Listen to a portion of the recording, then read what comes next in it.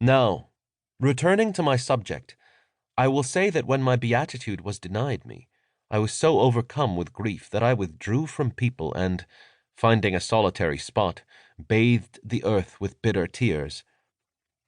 Once my sobs had quieted somewhat, I took to my room, where I could lament without being heard, and there, calling on the Lady of Courtesy for mercy, and on the Lord of Love for help, I fell asleep, crying like a child after a beating. And as I slept, I seemed to see a young man sitting near me in my room, dressed in pure white and absorbed in thought. He gazed at me where I lay. After a while, he sighed and called my name and said, "My son, it's time that we stop our pretending." I thought I recognized him then, for he called me just as he had so many times in my sleep. As I gazed at him, he wept piteously, waiting for me to say something, at which point I took courage and said, "Lord of nobility, why are you crying?" And he replied, "I am like the center of a circle, from which all points on the circumference are equidistant. You, on the other hand, are not." I pondered his words, which seemed so obscure that I forced myself to ask, "What is it, Lord, that you are saying so obscurely?" This time he responded in Italian, "Don't ask more than what is useful to you." So I began telling him about the greeting that had been denied me, and asked him the reason. To which he replied, "Our Beatrice heard from some people who were talking about you that you had displeased the lady I named on the path of sighs. So this most gentle Beatrice, who is contrary to all displeasure, did not deign to greet you, fearing it would be displeasing. And so, even though she actually already knows something of your long-held secret, I want you to say certain things in verse that make clear the power I have over you through her, and how you were hers at once, ever since you were a boy. Call as your witness one who knows all this, and say you beg him to explain it to her. And I, who am he, will gladly do so. In this way she will come to know your will, and thus shall recognize as false the words of those who are deceived.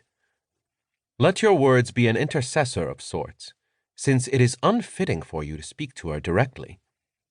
And don't send them anywhere she might hear them without me, but adorn them with sweet harmony, in which I shall be found whenever you need me." And with these words, he vanished, and my sleep was broken. As I reflected, I realized that this vision had appeared to me at the 9th hour of the day. Before I left my room, I resolved to write a ballata, in which I would follow my Lord's commands, and so I wrote this ballata, which begins, "I'd like for you to go. I'd like for you to go in search of love, ballata. Call with him upon my lady, that my defense, which with these words you sing, my lord may reason then with her thereof. You move, ballata, with such courtesy, that even unescorted you should be free to venture anywhere. But if you'd like to travel there in safety, you first must seek out love. To journey without him might be unwise, since she whose audience you hope to gain is, I believe, so furious with me, that were you not accompanied by him, she might bring you dishonor with her scorn. When you, with love, have found the one you seek, her mercy first implore, and then, with sweet sounds, start to sing this song. The one who sends me here to you, my lady, desires you to hear from me if he has any real excuse. And here is love, who by your beauty makes his countenance to change as love desires. Consider then why love would make him eye another, though his heart remain the same. Then say to her, his heart has always stayed so steadfast, faithful, firm, that serving you has shaped his every thought, forever yours. From that he's never strayed. But if she doubts your word, tell her to question love, who knows the truth, and lastly offer up a humble prayer.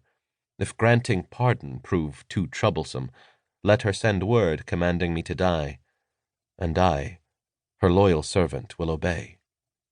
Before you leave, my lady, say to love, who holds compassion's keys, and knows how to recite my best intent. By virtue of my sweet and gentle song, remain here now with her, and speak about your servant as you wish.